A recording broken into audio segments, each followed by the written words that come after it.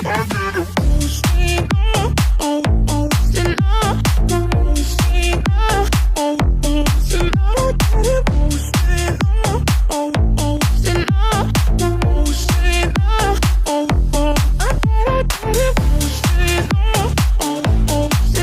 வீடியோவை பார்த்துட்டு இருக்கும்போதே நாக்கில் அப்படியே எச்சி ஊறுதுங்க.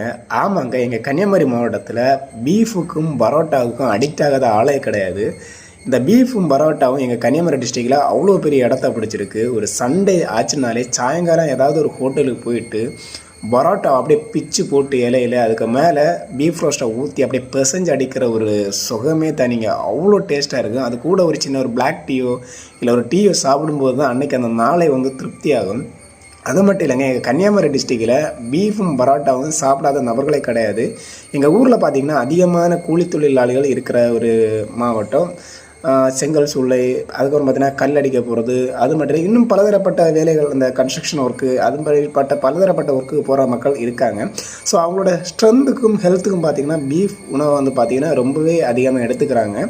அது மட்டும் இல்லை, ஒரு உடல் ஆரோக்கியத்துக்கும் பார்த்திங்கன்னா இந்த பீஃப் ரொம்பவே சப்போர்ட் பண்ணுது. ஆனால் பரோட்டா ஒரு நல்ல உணவுன்னு நான் சொல்ல மாட்டேன். பட் இருந்தாலும் எங்கள் கன்னியாகுமரி டிஸ்ட்ரிக்டில் இந்த பரோட்டாவுக்கும் பீஃபுக்கும் அடிக்ட் ஆகாத ஆளே கிடையாது. அதை ஒரு வாட்டி சாப்பிட்டுட்டாங்கன்னா அதை கண்டிப்பாக ரெகுலராக எடுத்துகிட்டு தான் இருக்காங்க.